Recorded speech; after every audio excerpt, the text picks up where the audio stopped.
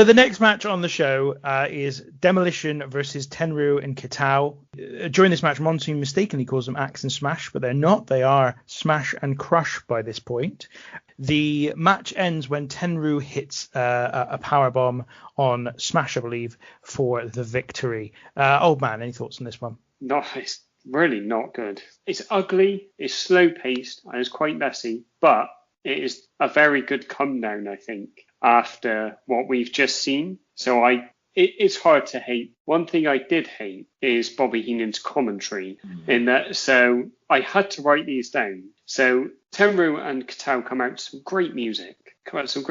Bobby Heenan, there's a little rundown of comments that he makes, which I really did. And we need to kind of take this as being a different time, but I think it'd be remiss of us to ignore what is said. So he says, what's his name? Hand towel? I have no idea what he's talking about. He says, that's a big fortune cookie. And then he says that he didn't think they grew them that big, obviously implying that Japanese people are small. And I'll be honest, I didn't particularly like that stuff. And Heenan also does kind of struggle. I don't think this is intentional, but he does kind of struggle saying Tenryu's name a few times.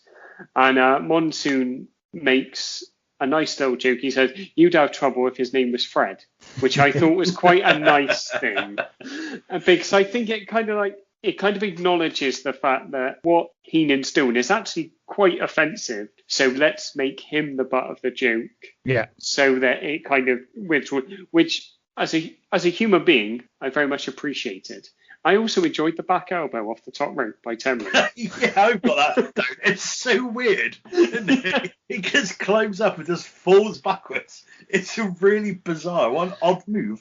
I've never seen that before. Yeah, I thought he was going to go for a moonsault or something, but you're right. Just sort of gets onto the top rope and then does an elbow drop, but backwards off the top. You're right though about Mean Gene Gorilla Monsoon making Bobby Heenan the butt of the joke, which is something that WWE have never really done very well.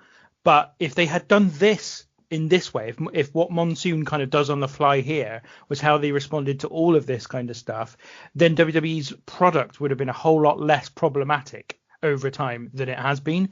Because here, you're right, Monsoon effectively makes Heenan the butt of the joke, which kind of just turns a lot of that xenophobia on its head. Unfortunately, that very rarely happened back in the day. And so we have all these kind of things we have to sort of talk about throughout these reviews. Tom, any thoughts further on that one? Well, it's further to the weird backwards elbow drop. There's also a really crap diving headbutt from Crutch, where he literally just stands on the top rope, just falls flat on his face forward. But I wanted to ask you about this, Tinky. Older Tenryu, obviously, this is probably the only match I've ever seen him. An early practitioner of the old strong style. Well, first of all, this isn't the only match you've ever seen him in, because we've already seen a match with Tenryu on this podcast. He teamed with the Road Warriors in one of your favourite shows of all time, Clash of the Champions 5. Okay, all right, I will cover that. He doesn't do anything in that match. Yeah, so he's one of the top Japanese wrestlers at the time. Japanese wrestling has at the time had elements of strong style within a number of the promotions products, and he just happened. Tenryu has been an IWGP champion, I think, but he has been All Japan Triple Crown champion in the past as well. I think at this point he was running his own promotion, which is called War, and this was kind of part of their kind of cross promotional stuff. There's no other reason for this match to exist, by the way. It's really weird and out of place. Tenryu and Kitao are not known to the audience, and in a strange reversal of what usually happens in the roles at this time, the Japanese pairing are the baby faces, which never used to happen back in early 90s or 1980s stuff.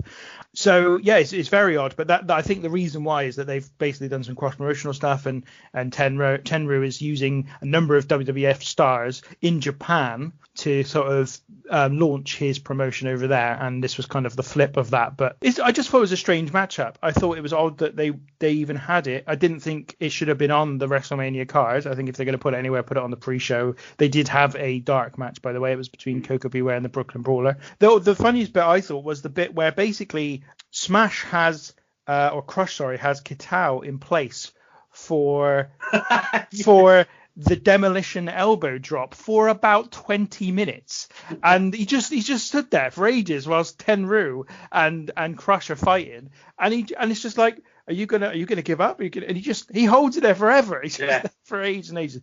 It is awkward. I don't know anything about Koji Kitao, but he is not good at all in this match. Tenryu is easily the best thing about the match, but he comes in for the hot tag, so he's barely there for any period of time, and he gets the win for his team.